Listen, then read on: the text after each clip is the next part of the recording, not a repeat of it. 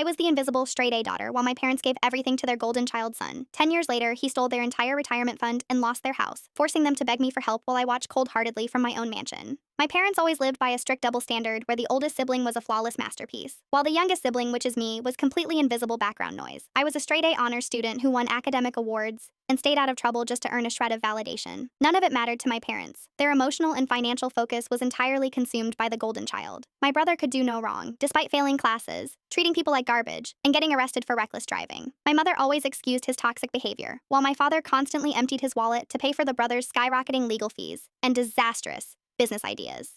The breaking point arrived when it was time for university. Whenever I asked for help with my tuition, my parents coldly told me to get a loan because my brother needed the family money more to jumpstart his entrepreneurial dreams. Realizing I was completely on my own, I packed my bags and left. The rejected daughter worked 3 jobs, survived on ramen, graduated top of her class, and spent the next decade building a highly successful software engineering company. I chose total peace of mind. I cut off all contact, blocked every number, and completely severed ties with my enabling parents and the toxic brother. 10 quiet, prosperous years passed without a single word.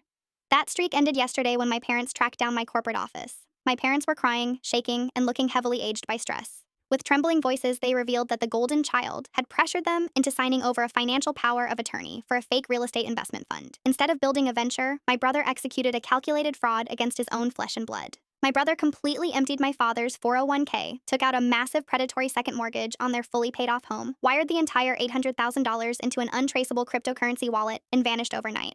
With the bank foreclosing on the house, the golden child left my parents completely homeless and penniless. Sitting in my high-rise office, my parents wept bitterly and begged me for a place to live. My mother sobbed into a tissue, admitting they should have valued and supported the honor student instead of ruining themselves for a parasitic fraud. I looked across my desk at the 2 biological strangers. The successful entrepreneur in me felt absolutely zero pity or obligation. The decades of being cast aside had turned into an impenetrable shield of indifference. "You always told me that your son needed your money, love, and support more than I did," I said, my voice completely flat.